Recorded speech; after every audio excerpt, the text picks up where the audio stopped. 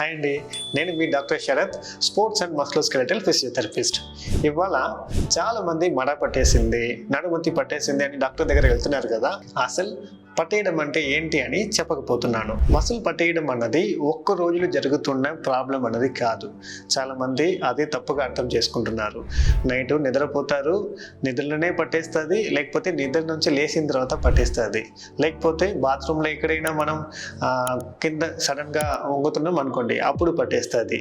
ఇలాంటి సిచ్యువేషన్స్ అన్నది పట్టేయడం రావడానికి కావాల్సిన సిచ్యువేషనే అసలు కాదు. అందరూ కింద వంగుతున్నారు, అందరం ఇలాంటి యాక్టివిటీ చేస్తున్నారు, కానీ ఒక్కొక్కరికి మాత్రమే పట్టేస్తుంది. ఎందుకు అలా అవుతుంది?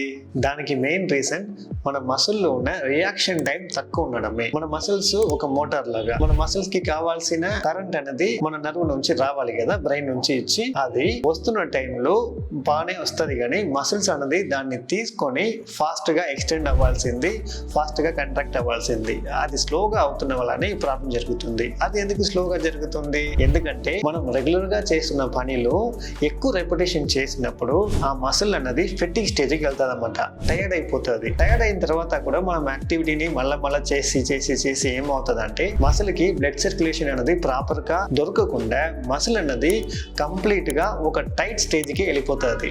దాని తర్వాత మీరు మసిల్ని ఫాస్ట్గా ఆ పని ఈ పని కానీ మీరు పెడుతున్నప్పుడు ఏమవుతుందంటే, మసిల్ అనేది ఒక స్టిఫ్నెస్ స్టేజ్లోనే ఉంది కాబట్టి సడన్ గా స్ట్రెచ్ అవ్వలేకపోయి ఒక మైక్రో టియర్ స్టేజ్కి వెళ్ళిపోతుంది. అలా మైక్రో టియర్ స్టేజ్కి వెళ్ళిపోతున్నప్పుడు ఏమవుతుందంటే, దాన్ని ఇంకా మ్యాక్రో టియర్ లాగా అవ్వకూడదని పక్క ఉన్న మసిల్ ఫైబర్స్ అన్ని నర్వ్ నుంచి ప్రొటెక్టివ్ స్పాసమ్ అనేది అవుతుందన్నమాట. ప్రొటెక్టివ్ స్పాసమ్ అంటే అది ప్రొటెక్ట్ చేయాలని స్ట్రింక్ అయిపోతుంది.